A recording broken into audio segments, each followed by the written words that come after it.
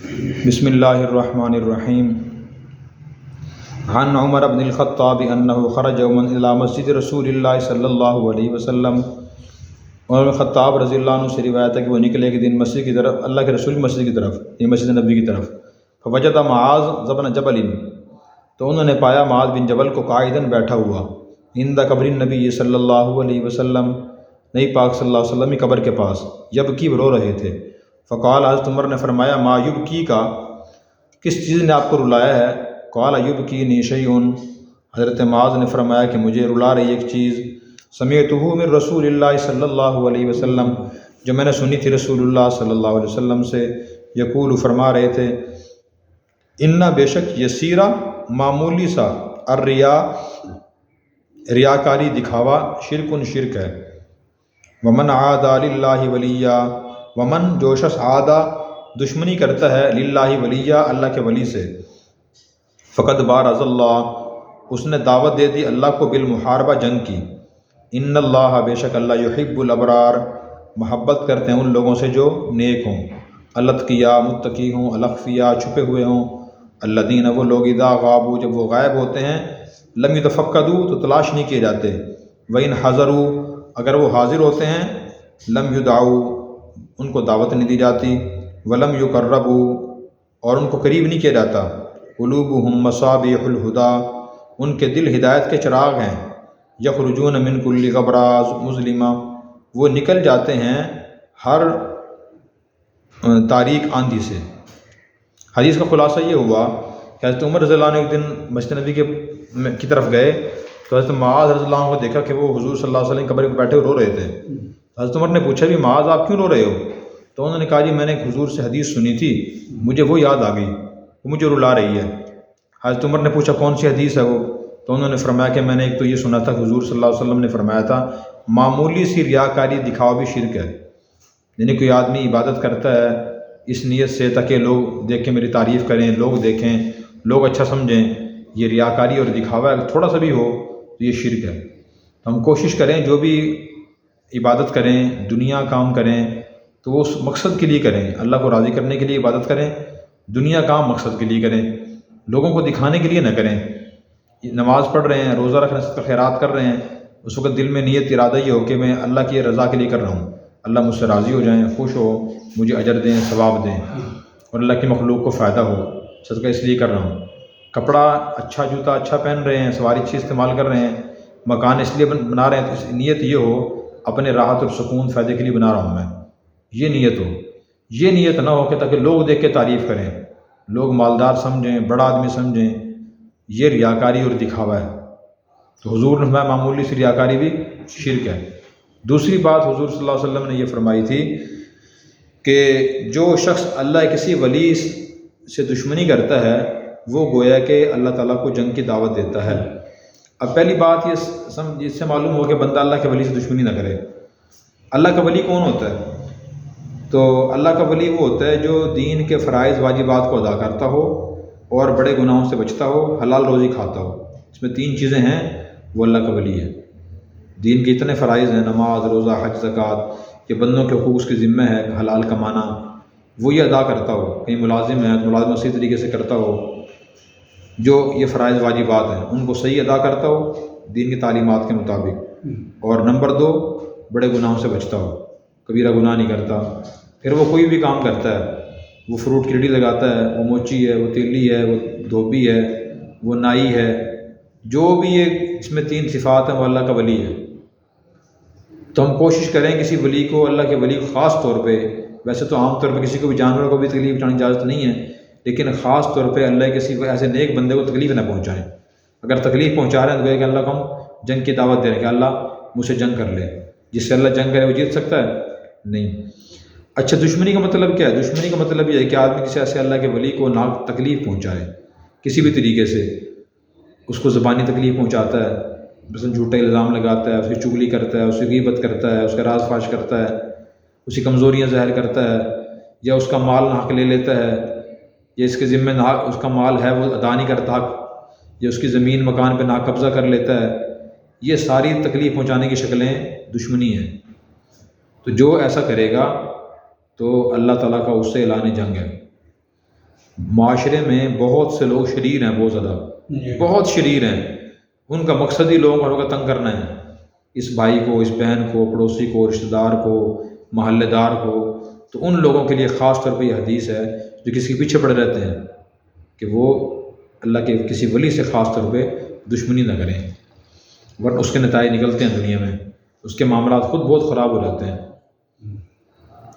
اور تیسری بات پھر یہ فرمائی کہ اللہ تعالیٰ ان لوگوں سے محبت کرتے ہیں جو بہت نیک ہوں، متقی پرہیزگار ہوں اور چھپے ہوئے ہوں۔ نیک سے مراد وہی جو فرائض واجبات ادا کرتا ہو، اور اتقیاء سے مراد وہ لوگ ہیں جو حرام کاموں سے تو بچتے ہی ہیں، لیکن جن کاموں میں شک شبہ پیدا ہو جائے، معلوم نہیں کہ حلال ہے یا حرام ہے، جائز ہے یا ناجائز ہے، جو بندہ مشکوک چیزوں سے بچے، مشکوک باتوں سے، مشکوک کاموں سے بچے، وہ متقی ہے۔ اللہ ایسے لوگوں سے محبت کرتے ہیں۔ متقی ہے، نیک ہے، الاخفیاء چھپا ہوا ہے، اپنی نمود و نمائش نہیں کرتا، لوگوں میں میری شہرت ہو، میں سب کے سامنے ہوں، لوگوں کو پتہ ہو میں کون ہوں، وہ ایسے نہیں کرتے، چھپے رہتے ہیں، وہ دکھاوا ریاکاری نہیں کرتے۔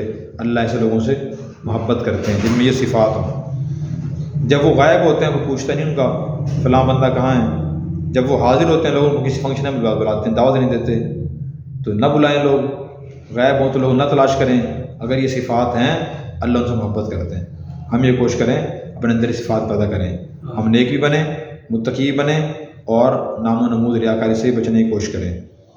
پھر فرمایا کہ ان کے دل ہدایت کے چراغ ہوتے ہیں، جن لوگوں میں صفات ہوں وہ ہدایت کے چراغ ہوتے ہیں، خود راہ راست پہ ہوتے ہیں اور دوسروں کو ہدایت لانے کی کوشش کرتے ہیں، وہ اوروں کو ہدایت کا ذریعہ بنتے ہیں، اور یہ جو ہے نا ہر کالی آندھی سے آسانی سے نکل جاتے ہیں۔ کالی آندھی سے مراد یہ ہے کہ دنیا میں جو مسائل، فتنے پیش آتے ہیں، پریشانیاں پیش آتی ہیں، لڑائی جھگڑے پیش آتے ہیں، یہ ان سے آسانی سے نکل جاتے ہیں۔ جن میں یہ صفات ہوں گی وہ بندہ زندگی اچھی گزارے گا، اللہ اس سے محبت کریں گے۔ تو ہم یہ کوشش کریں کہ ہمارے اندر یہ صفات پیدا ہوں، متقی ہوں، نیک ہوں، اور اسی طرح چھپے ہوئے ہوں۔ اگلی حدیث، عن ابی ذر قال دخلت علی رسول اللہ صلی اللہ علیہ وسلم۔ حضرت معاذ پھر رو رہے تھے حدیث سن کے۔ کیوں رو رہے تھے؟ کہ پتہ نہیں میں اتنے کام کرتا ہوں تو میرے کام میں کہیں ریاکاری نہ ہو، دکھاوا نہ ہو، نمبر 2 میں کسی کو تکلیف نہ پہنچائی ہو اللہ کے ولی کو، اور نمبر 3 یہ ہے کہ پتہ نہیں میرے اندر صفات ہیں یا نہیں ہیں، یہ سوچ کے رو رہے تھے وہ۔ صحابہ کرام کی یہ حالت تھی۔ حضرت ابو ذر سے روایت ہے، کہتے ہیں میں داخل ہوا رسول اللہ صلی اللہ علیہ وسلم کے پاس، فذکر الحدیث بطولی، حضرت ابو ذر رضی اللہ عنہ نے لمبی حدیث ذکر کی، الی ان قال، یہاں تک کہ انہوں نے فرمایا، قلت، میں نے عرض کی، یا رسول اللہ اوصنی، مجھے کوئی وصیت فرمائیے۔ فرمایا اوصیک بتقوی اللہ، میں تجھے وصیت کرتا ہوں اللہ سے ڈرنے کی، کہ دل میں خوف خدا پیدا کرو، دل میں اللہ کا ڈر پیدا کرو۔ فإنہ ازین لامرک کلی، اس لیے کہ وہ آپ کے تمام کاموں کو خوبصورت بنا دے گا۔ تقوی، اس میں تقوی خوف خدا ہوگا، وہ نہ اللہ کی حق تلفی کرے گا نہ بندے کی حق تلفی کرے گا۔ کہیں ملازم ہے تو روٹی پوری دے گا، ہیرا پھیری نہیں کرے گا، اور اگر تاجر ہے سچائی دیانتداری سے کام کرے گا، کوئی جرم نہیں کرے گا، جرم نہیں کرے گا، سارے معاملات درست ہو جائیں گے، اس کے خوبصورت ہو جائیں گے۔ قلت زدنی، میں نے عرض کی مزید فرمائیے۔ فرمایا علیک بتلاوت القرآن، تجھ پر لازم ہے قرآن کریم کی تلاوت کرنا، کہ روزانہ قرآن کی تلاوت کیا کرو۔ ہمارا معمول ہونا چاہیے جتنی توفیق ہو، 1 رکوع، 2 رکوع، 3 رکوع روزانہ تلاوت کریں۔ وذکر اللہ عز وجل، اور اللہ عز وجل کا ذکر کرنا تم پر لازم ہے۔ فإنہ ذکر اللہ فی السماء، اس لیے کہ یہ آپ کا ذکر کرنا آپ کے ذکر کا باعث ہوگا آسمان میں، آسمان میں آپ کا ذکر ہوگا، فلاں بندہ اللہ کو یاد کرتا ہے۔ ونور اللہ کا فی الارض، اور آپ کے لیے روشنی کا باعث ہوگا زمین میں۔ قلت زدنی، میں نے عرض کے مزید فرمائیے۔ فرمایا علیک بطول الصمت، تجھ پر لازم ہے لمبی خاموشی۔ فإنہ مطردۃ للشیطان، اس لیے کہ وہ دور کرنے والی ہے شیطان کو۔ تو آدمی بلا وجہ نہ بولے، فضول نہ بولے۔ بہت سے لوگوں کی عادت ہوتی ہے کہ وہ 1 منٹ چپ نہیں بیٹھ سکتے، مسلسل بولتے رہتے ہیں، فضول فضول۔ آپ کا نام کیا، والد کا نام کیا، بھائی کتنے ہو، بہنیں کی شادی کتنے کی ہو گئی، بھائی کیا کرتے ہیں، بول بھائی کیوں پوچھ رہے ہو آپ؟ یہ آپ کو اس باتیں پوچھنے کیا فائدہ ہے؟ اچھا وہاں کیا حادثہ ہوا، ایکسیڈنٹ کیسے ہوا، کتنے بندے مر گئے، کتنے زخمی ہو، بندے کہاں کے تھے، وہ ڈرائیور کون تھے، گاڑیاں کس کی تھی؟ بھئی آپ کیوں پوچھ رہے ہیں؟ یہ تو کوئی تفتیشی افسر ہو، اس نے رپورٹ تیار کرنی ہے، کسی بندے نے امداد کرنی ہے، وہ تو پوچھے، آپ کیوں پوچھ رہے ہیں؟ اب میں دکان میں بیٹھتا ہوں، وہاں بھی لوگ آ کے نا اس طرح فضول سوال کرتے ہیں، میں کہتا ہوں آپ کیوں پوچھ رہے ہو بھائی؟ وہ جی آپ تو غصہ ہو گئے، یہ دیکھو جی پوچھنے میں کیا حرج ہے؟ اب پوچھتا ہوں بھی پوچھنے کی ضرورت کیا ہے؟ ضرورت کیا ہے پوچھنے کی؟ آپ کوئی شرعی مسئلہ پوچھیں بھی نماز کے فرائض کیا ہیں، واجبات کیا ہیں، سنتیں کیا ہیں، میں بیٹا ہوں، میرے ذمہ والدین کے حقوق کیا ہیں، پڑوسیوں کے حقوق کیا ہیں، رشتہ داروں کے حقوق کیا ہیں، اور اگر میں والد ہوں تو میرے ذمہ اولاد کے حقوق کیا ہیں، شوہر ہوں بیوی کے حقوق کیا ہیں، یہ چیزیں آپ پوچھیں۔ تو اس لیے حضور نے فرمایا کہ لمبی خاموشی لازم پکڑو، فضول باتیں یعنی نہ کرو۔ لمبی خاموشی کیا مطلب؟ کہ بندہ فضول بے فائدہ بات نہ کرے، یہ مطلب ہے اس کا۔ اللہ والے اکثر خاموش رہتے ہیں، فضول نہیں بولتے۔ اچھا، وعون اللہ تعالیٰ امر دینک، اور یہ ایک تو خاموشی جو ہے نا شیطان کو دور کرے گی۔ بندہ جب فضول جب بہت زیادہ بولتا ہے، چغلی کرتا ہے، غیبت کرتا ہے، جھوٹے الزام لگاتا ہے، لوگوں کے راز فاش کرتا ہے، پھر وہ باتیں زہر ہو جاتی ہیں، لوگوں میں دشمنیاں پیدا ہوتی ہیں، فلانا کے بارے میں یہ بات کہی تھی۔ ان میں بہت سے ہمارے محسن بھی ہوتے ہیں جنہوں نے ہم پہ کوئی احسان کیا ہوتا ہے، خیر خواہی کی ہوتی ہے، جب ان کے خلاف بات جاتی ہے تو ہم سے متنفر ہو جاتے ہیں کہ دیکھیں میں نے فلاں سے یہ میں نے خیر خواہی ہمدردی کی تھی اور اس نے میرے خلاف یہ بات کی ہے۔ تو یہ شیطان کو دور کرتی ہے لمبی خاموشی۔ نمبر 2، عون اللہ تعالیٰ امر دینک، یہ آپ کے دینی معاملات میں آپ کی مددگار ثابت ہوگی۔ جب بندہ خاموش رہے گا، اچھی باتیں سوچے گا، دماغ کی انرجی زیادہ استعمال نہیں ہوگی، فضول بولنے سے بچ جائے گا۔ قلت زدنی، میں نے عرض کے مزید فرمائی ہے، قال ایاک کثرت الضحک، ایاک خود کو بچاؤ، کثرت الضحک زیادہ ہنسنے سے۔